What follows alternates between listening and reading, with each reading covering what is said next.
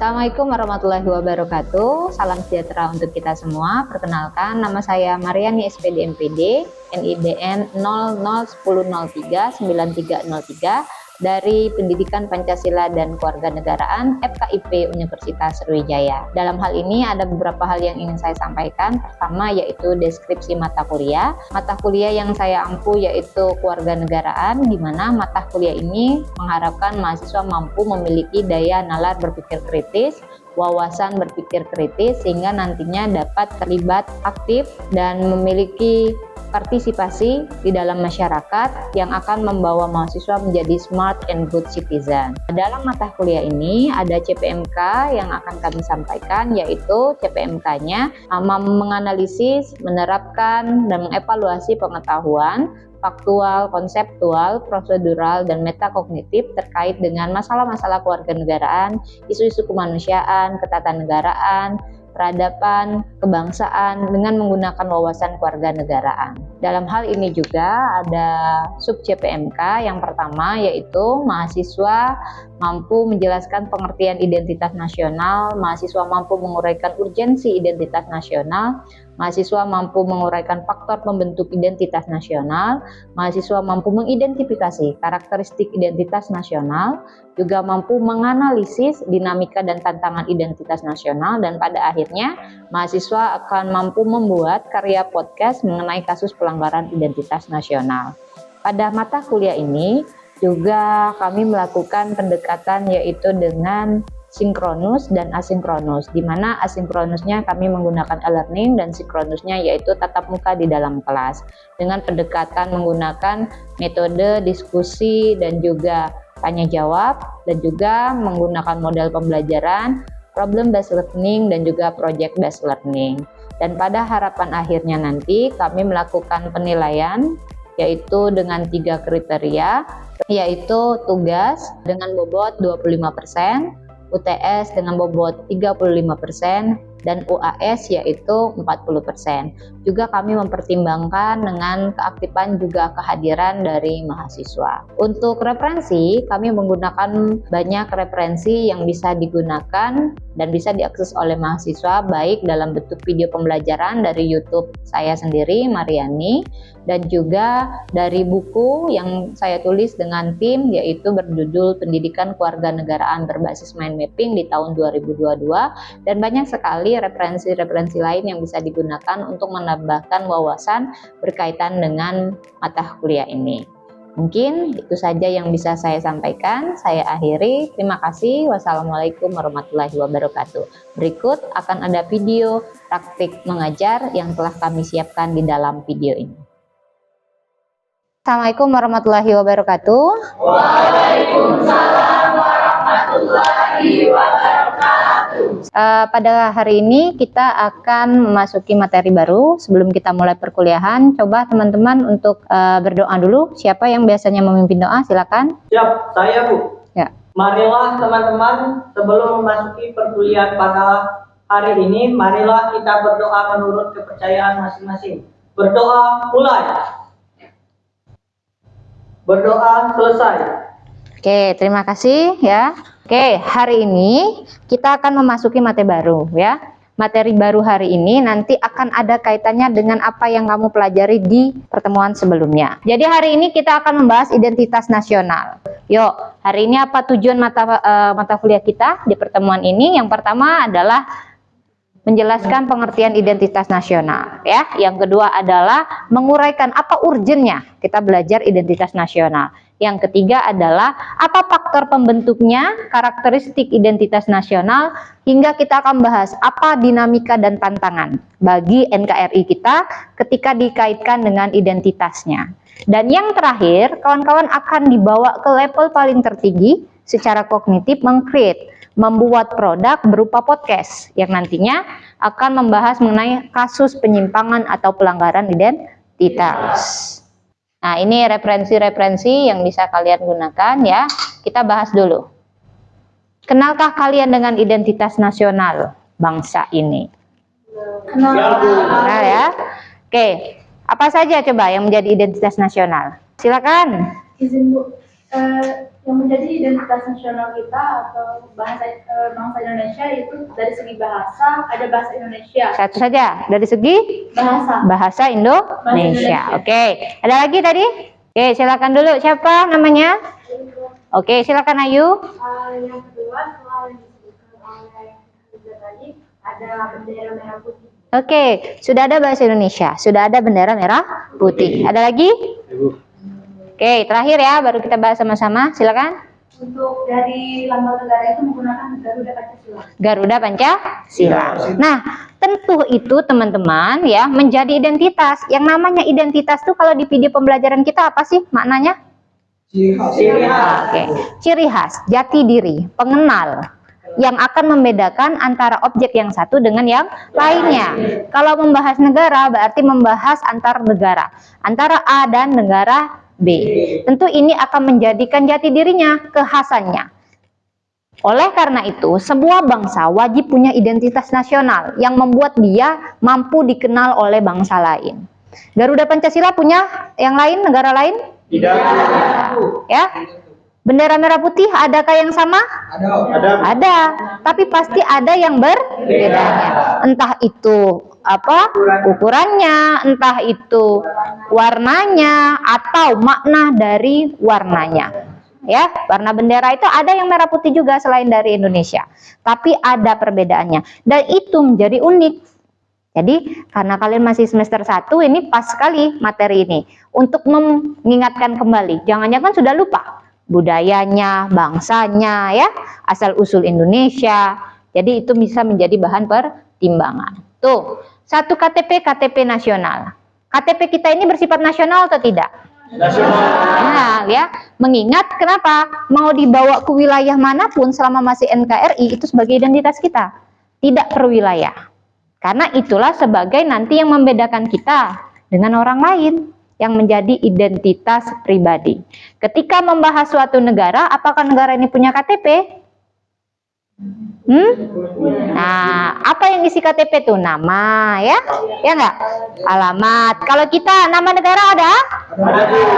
Nah, jadi itu poin-poin mengenai pengantar untuk identitas nasional. Teman-teman sudah belajar secara asinkronus di e-learning, tentu untuk materi-materi yang bersifatnya teoritis, teman-teman sudah membaca. Harapannya begitu ya. Maka dikatakan di situ identitas nasional itu suatu kelompok masyarakat yang memiliki ciri secara kolektif. Kenapa dikatakan kolektif? Karena diakui secara bersama. Ya, sudah sepakat bahwa ideologi kita ideologi Pancasila, ya. Nggak ada tuh daerah-daerah lain yang punya selain ideologi Pancasila. Nah, itulah identitas-identitasnya. Banyak nih beberapa pendapat dari Tilaar, ya.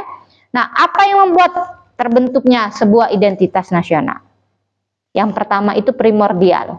Primordial itu lebih kepada ya sifat kedaerahan, bawaan lahir yang sudah ada dari awal. Ya, kayak agama, itu kan bawaan dari awal ya, turunan kan? Terus kesukuan. Kita suku daerah A, maka itu kan dibawa ketika kita lahir sudah ada itu, bukan dicari lagi. Ya, itu faktor pertamanya. Faktor kedua kesakralan. Artinya apa di sini? Agama, keyakinan ya. Itu menjadi faktor terbentuknya identitas seseorang. Kalau dia agama muslim maka atributnya akan menunjukkan kemuslimannya. Kalau dia Katolik begitu juga. Jadi kesakralan itu menjadi faktor pembentuk. Yang ketiga apa itu? Tuh, kalau bahas Soekarno, berarti dari negara mana tuh? Indonesia. Negara lain akan melihat itu sebagai identitas dari sebuah bangsa. Kalau kita membahas Muhammad Yamin, pasti punya Indonesia. Karena memang itu tokoh-tokohnya. Tapi kalau ibu bahas Mahatma Gandhi, maka itu punya India. Iya, jelas. Maka faktor pembentuk identitas nasional itu ada tokoh. Nah, Bhinneka Tunggal Ika. Satu-satunya nih negara Indonesia. Kenapa? Hampir beberapa negara yang kunjung ke Unsri terutama mengatakan kok bisa unik. Biasanya orang tuh bersatu karena sama.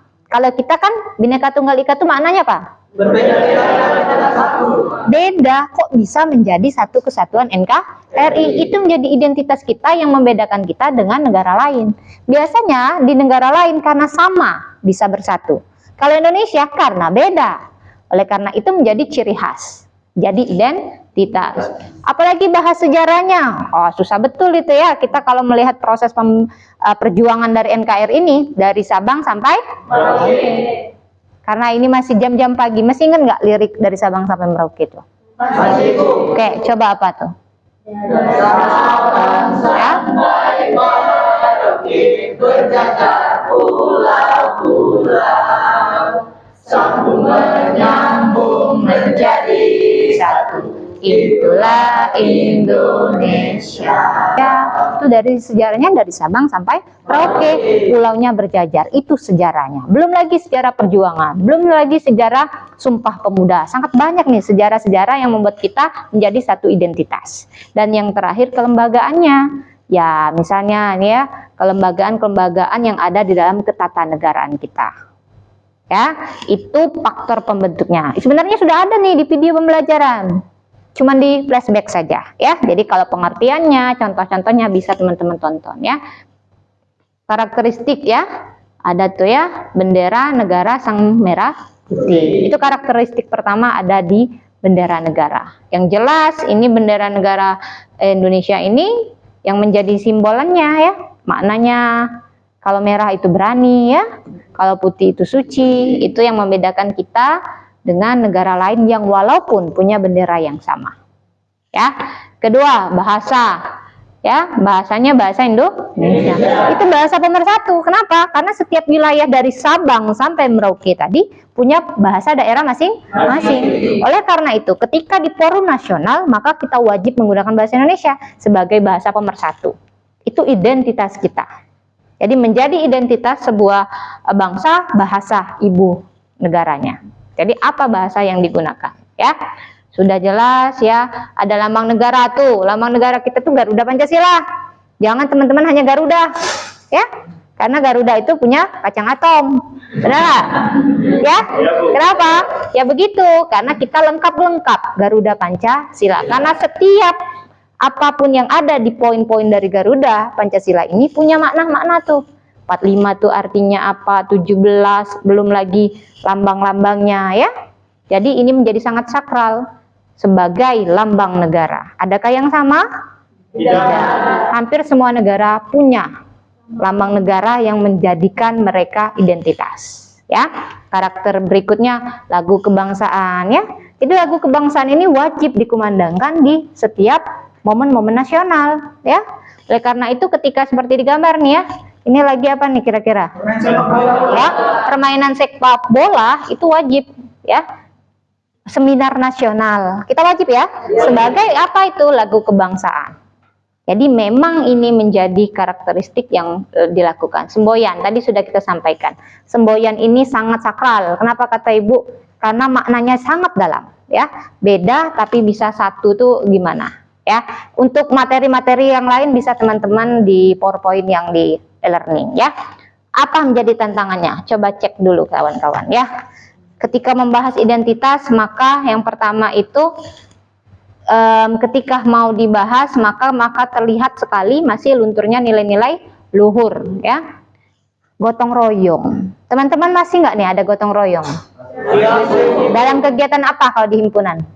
Bersih-bersih. Nah, bagus tuh ya sebagai contoh nyata dari gotong royong. Karena identitas orang Indonesia tuh kalau tanya di luar tuh apa? Gotong royong. Kedua, ramah. Ketiga, musyawarah. Keempat, katanya baik hati. Nah, itu kan menjadi identitas ya, pengenal kita. Maka ketika udah nggak ada gotong royong, individual, kayaknya bukan dari marwahnya orang Indonesia. Ramah tamah ya, murah senyum, itu juga menjadi salah satu identitas. Kenapa orang luar menganggap Indonesia itu ramah? Karena ya tadi murah senyum ya. Kalau bertanya tuh nggak langsung direspon negatif, tapi bisa dilakukan ya. Nah, jadi itu lunturnya nilai-nilai luhur. Jadi yuk kamu mahasiswa ya, apalagi masih di semester awal, maka bangunlah identitas ini yang mulai luntur. Ya, kalau makan nih, yang makan kalau kita dari Palembang makan pempek ya, ya nggak? Sekali-sekali tuh yang diposting makan pempeknya ya, jangan yang sushi yang diposting ya. Atau kamu makan es krim yang mana itu ya. Nah, itu kan tidak membangkitkan keidentitasan. Nari K-pop diupload, tapi coba nari-nari daerah kita. Mana misalnya? Nah, itu kan identitas yang melekat. Kedua, nilai Pancasila ini belum dijadikan patokan atau acuan. Kadang-kadang masih nih ya, banyak masalah-masalah yang kita temukan udah nggak sesuai. Kebiasaan-kebiasaan yang jangan dilakukan oleh mahasiswa. Kenapa begitu? Karena kalian agen of change, agen yang akan merubah. Jadi besar peran kalian. Rasa nasionalis dan patriotnya? Nah, luntur ya. Masih ada nggak nih yang foto profil WA-nya, gambarnya itu bukan dirinya sendiri? Ada, masih ada ya. Fotonya apa, Nak? Anime. Oh, anime dari Jepang ya. Jangan-jangan ada One Piece ya. Ada yang Naruto. Nah, itu gimana mau membangkitkan keidentitasan kita? Kali-kali kalau pakai Pak Soekarno, Bung Hatta, rasa-rasanya itu akan menjadi orang tahu, oh ini kan Indonesia. Kalau ini enggak, nah hati-hati juga karena nasionalis kita, kecintaan terhadap tanah airnya udah kurang. Jadi rasa-rasa identitasnya tuh agak lemah. Jadi urgent kita belajar identitas nih, biar kalian paham betul apa yang menjadi pengenalnya. Ya, lebih bangga menggunakan tuh daerah asing, bahasa asing ya. Padahal sebenarnya bahasa Indonesia itu harus kita kuasai dulu. Ada nih yang kebalik ya, bahasa Inggrisnya oke, bahasa Indonesianya nggak mumpuni. Harusnya nggak masalah bahasa nasionalnya bagus ya, bahasa yang keduanya juga bagus, kayak misalnya bahasa Inggris atau tambahan lainnya ya. Nah, yang kelima, menyukai simbol asing yang Ibu katakan tadi. Lebih suka gambarnya K-pop ya. Nggak suka tuh kalau disuruh nyanyi, Bu, aku mau nyanyi bahasa Inggris aja lah. Kalau lagu daerah Cok Maelang, kalau daerah kita, ada nggak yang tahu tuh lagu anak zaman sekarang? Ada yang nggak tahu petang-petang? Untung tadi ya, lagu apa tadi kita dari Sabang sampai Merauke tahu. Itu identitas tuh, jadi keidentitasan kita itu berasal dari sana ya.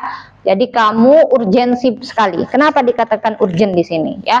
Pertama, bangsa Indonesia ini harus dikenal.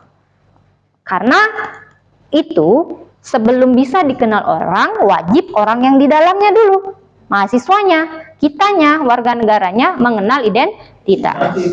Jangan-jangan ada yang nggak tahu tuh ya, tari reok Ponorogo itu dari mana? Provinsinya? Jogja. Dari Jawa Timur. Jawa Timur. Itu identitas tuh ya. Kenali dulu identitas dalam negeri, baru bisa mengenalkan dengan bangsa lain. Jangan-jangan lebih tahu bangsa lain tuh, ya. Kayak reok Ponorogo, Jogja, ya, Jawa Timur lah, ya. Nah, ya, mirip-mirip lah karena tetanggaan sama-sama Pulau Jawa, ada benernya juga ya. Tapi artinya memang harus diperhatikan. Yang kedua, sebagai ini keberlangsungan agar tetap ada keutuhan di dalamnya. Kalau ideologinya tetap Pancasila, maka utuh negara ini. Karena memang di dalamnya ada cita-cita kita. Dan yang ketiganya adalah menjaga kewibawaan yang menjadi ciri khas. Ya, kalau orang tanya tuh biasanya ya, kalian orang mana? Orang Indonesia. Oh, Indonesia itu di Bali. Nah, tahu orang luar kan begitu ya? Padahal terbalik ya. Bali itu bagian dari Indonesia. Orang taunya orang luar negeri kalau kita bahas selalu Bali saya tahu, tapi Indonesia saya tidak tahu, ya. Nah, artinya kurang apa? Kurang kita mengenalkan identitas. Identitas kita tuh banyak sekali dari Sabang sampai Merauke itu. Sehingga untuk mengenalkannya tuh harus punya agen. Siapa ya? Kita-kita inilah. Ya, pakaian batik masih menggunakan kan? Masih. Batik tuh kan jangan sampai diklaim orang baru merasa itu punya kita. Kita makainya aja tidak ya. Nah, oleh karena itu perlu diperhatikan betul. Bagaimana memang di dalam prosesnya peran kita sebagai generasi muda nih untuk mengenalkan identitas kita ya ke negara asing. Banyak manfaatnya nanti ya. Nah, tapi hati-hati juga nanti ya. Ada banyak contoh kasus tentang pelanggaran identitas atau penyimpangannya. Coba kalian baca dulu sebentar. Kasus ini apa nih kira-kira?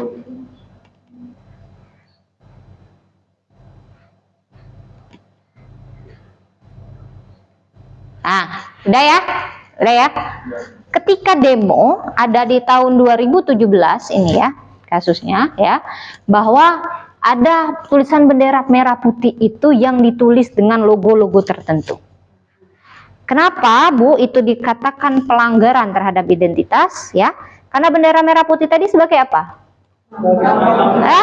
Simbol, lambang, identitas nasional kita, ya. Kalau sudah dilakukan seperti itu, maka dia masuk ke pasal terhadap pelanggaran, ya. Dikatakan bahwa, ya, di pasal 24 ini diatur soal larangan terhadap bendera. Salah satunya dilarang mencetak, nggak boleh tuh mencetak sembarangan, ya, untuk apalagi digunakan hal-hal yang tidak baik, ya. Yang kedua, menyulam, apalagi mau kamu gambar ditambahin apa, dimodifnya nggak boleh, ya. Ketiga, menulis huruf, angka, apalagi logo-logo tertentu, dan memasang lencana atau benda apapun pada bendera negara. Oleh karena itu, teman-teman, karena saking sakralnya bendera itu tidak boleh. Teman-teman akan diminta untuk apa? Menganalisis nih. Kenapa tidak boleh, ya? Kenapa tidak boleh, Bu? Padahal kan benda juga. Tapi harus teman-teman perhatikan, ada hal-hal yang tidak boleh. Di Undang-Undang Nomor 24 tahun 2009 itu apa tuh? Tentang bendera bahasa dan lambang negara setelah kebangsaan diatur soal bendera negara. Nah, jadi ada lambang negara, ya. Bendera negara tuh juga nggak boleh loh kalian buat termainkan. Misal nih, kalian jatuhkan, terpijak, ya, atau terinjak bahasanya itu, ya. Itu nggak boleh. Kenapa? Karena sudah dianggap menghina, ya, menghina dari lambang negara. Apalagi tuh misalnya kasus-kasus, ya, banyak tuh kasus-kasus. Reok Ponorogo misalnya dijadikan sebuah ajang apa misalnya, ya. Kalau memang dia sesuai dengan fungsinya nggak masalah, tapi jangan dibawa ke arah yang negatif. Begitu kira-kira, ya. Ini ada gambarnya nih, Bu, contohkan, ya. Tuh. Padahal demonya nih demo apa? Untuk Agama. apa tuh? Untuk apa tuh? Hukum mati koruptor. Nah, itu kan maunya adalah demo untuk hukum mati koruptor. Tapi ternyata ditemukan hal-hal yang sudah melanggar identitas nasional. Di situ tampak tuh di sebelahnya di Zoom. Ada salah satu peserta demo yang bawa tulis-tulisan yang tidak boleh sepatutnya. Karena sudah diatur di dalam peraturan perundang-undangan, tidak boleh mencoret, menambah, ya, tadi menyulam, mencetak, apalagi menulis-menulis dengan tujuan tertentu. Ya, Garuda Pancasila nggak boleh tuh, ya. Kita lagu kebangsaan Indonesia Raya tuh diparodikan. Baru kan kemarin? Ya. Tuh ada kasusnya, ya. Untuk apa kemarin jualan kalau nggak salah, ya? Apa tuh dipakai oleh salah satu selebgram. Nggak boleh. Promosi, ya, promosi film nggak boleh. Kenapa? Karena maknanya di dalam situ ada cita-cita dari sebuah negara. Kalau cita-cita itu tidak sakral lagi, maka identitasnya luntur. Kayak kalian tuh, KTP kalian tuh berharga, ya, ya, KPM kalian berharga. Kenapa KTP itu harus kalian simpan, kalian jaga? Identitas kan, semuanya lengkap di situ. Maka salah satu syarat pinjaman online apa? Nah itu, ya, hati-hati. Apalagi zaman sekarang tuh manipulatifnya bisa besar. Itu, ya. Identitas pribadi, apalagi identitas sebuah negara, maka diatur betul di dalam peraturan perundang-undangan. Sudah tergambar, ya, bahwa hati-hati, tidak bisa dipermainkan identitas ini, karena ini akan membawa nama baik dari sebuah negara, kewibawaan sebuah negara. Ya, nah tuh, ya. Oke, sekarang mungkin ada yang pengen nanya dulu, boleh? Silakan. Tentang identitas, ya, silakan Nurhaliza. Tadi kan tentang suatu bendera negara. Nah, bagaimana, Bu, tanggapan kita? Tadi kan Ibu sempat menyebutkan tentang mengklaim negara lain yang mengklaim misalnya kebudayaan kita, Bu. Itu bagaimana, ya, Bu, tanggapan kita seharusnya terhadap negara tersebut? Dan misalnya mereka mengatakan bahwa mereka juga ada budaya tersebut. Tetapi budaya tersebut sangat mirip sekali dengan yang ada di Indonesia. Nah, menarik sekali. Klaim-klaiman wilayah, klaim budaya, klaim lagu. Yang terbaru tuh klaim lagu apa? Halo. Ya, Bu, apakah itu kategori melanggar? Apakah itu bagaimana, ya? Nah, di akhir teman-teman, ini sebelum Ibu jawab ya, karena Ibu kenapa?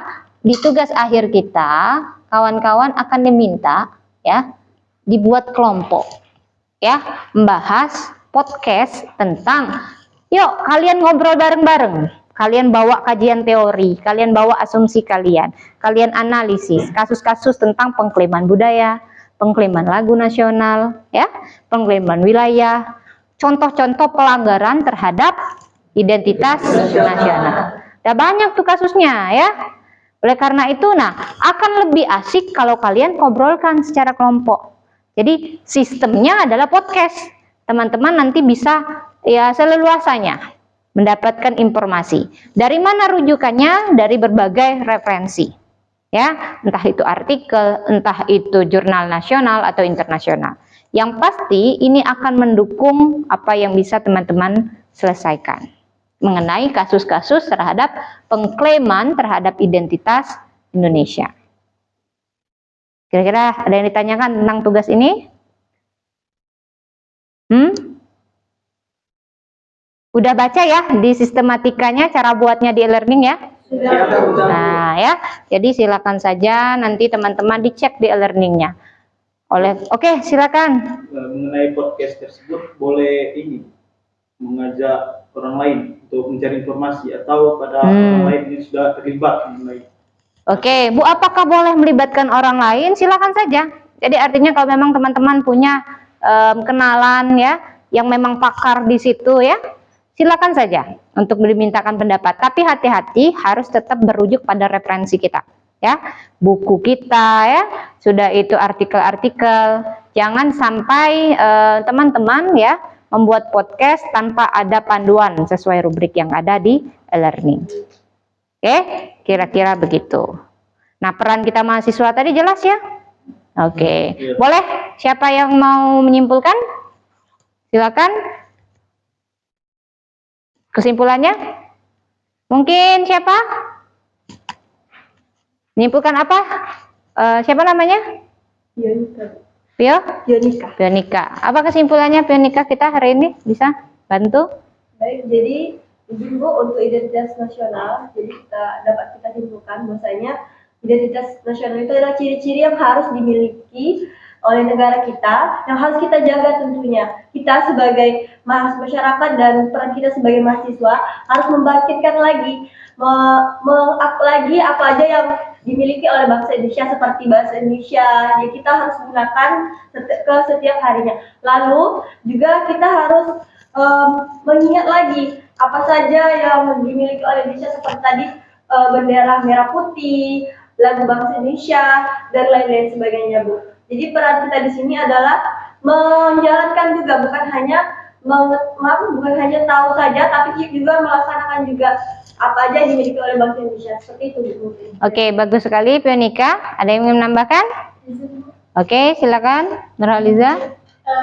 Benar sekali yang dikatakan Pionika tadi. Bukan hanya mengetahui bahwa misalnya lagu tersebut berasal dari daerah kita, tetapi juga kita harus bagaimana ya? Ibaratkan Al-Quran itu diamalkan, Bu. Jadi kita melakukan apa saja tradisi, baik itu tradisi, budaya, apa saja yang ada di identitas kita, terutama di bidang kebudayaan dan juga identitas yang bersifat fundamental. Oke ya, bagus ya dari Nurhaliza dan Pionika. Jadi itu kawan-kawan ya, sebagai agen yang merubah, Ibu ada satu quote di sini ya. Kenapa dikatakan begitu ya? Puncak tertinggi dari sebuah keilmuan adalah tindakan. Jadi kalau kalian sebagai agen perubahan hanya tahu teorinya tanpa ada tindakan selanjutnya, maka cukup hanya di kognitif, tidak diamalkan. Ya, jadi silakan kita sebagai agen siap untuk melaksanakan itu. Siap. Oke, kita akhiri dengan perkuliahan kita hari ini dengan aplaus dulu untuk bersama. Akhiri, wabillahi taufiq wal hidayah. Wassalamualaikum warahmatullahi wabarakatuh. Waalaikumsalam warahmatullahi wabarakatuh.